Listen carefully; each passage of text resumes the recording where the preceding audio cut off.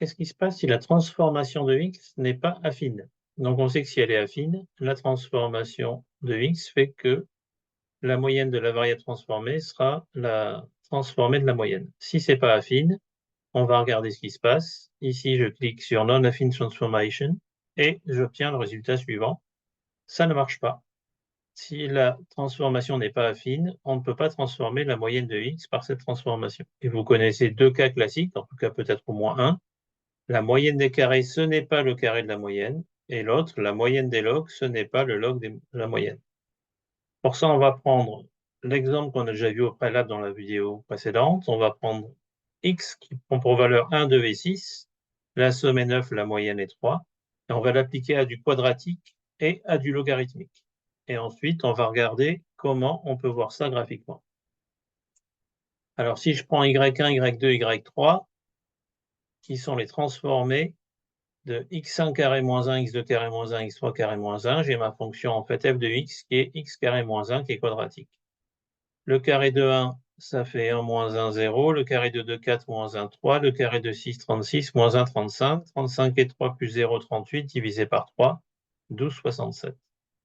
Comme la moyenne de x vaut 3, le carré vaut 9 moins 1, 8. Et on voit que le carré de la moyenne n'est pas égal à la moyenne des carrés.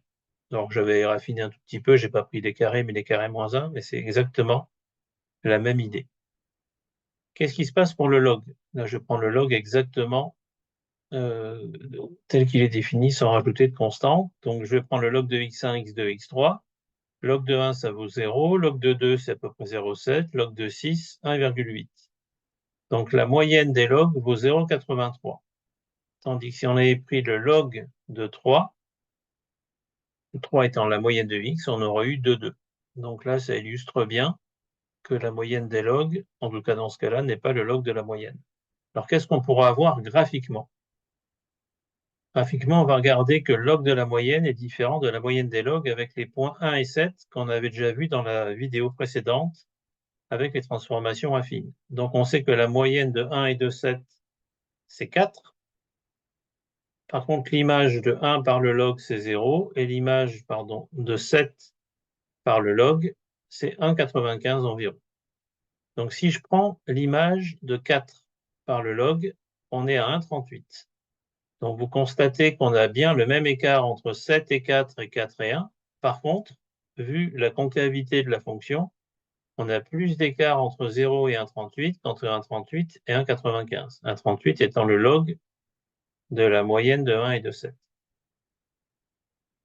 Si on travaille dans l'autre sens, et je m'intéresse maintenant à la moyenne des logs, donc je prends 0 comme log de 1, 1,95 comme log de 7, et j'en calcule la moyenne. Le principe de la moyenne arithmétique simple, c'est qu'elle va être au barycentre, au centre de gravité, comme les poids sont égaux, il y a égale distance entre 1,95 et 0,98, mais 0 et 0,98, aux arrondis près. Si je regarde l'antécédent, par contre, ça va être l'exponentielle des 0,98, mais il n'est pas du tout à égale distance entre 1 et 7.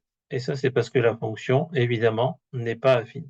Donc si on superpose les résultats qu'on vient de voir ensemble, on perd ce qu'on avait avec la fonction affine et on n'a plus l'égalité des distances du fait de la concavité, en tout cas de la non-affinité, si je puis dire. Donc à vous de voir, vous pouvez essayer de représenter ce qui se passe avec le carré.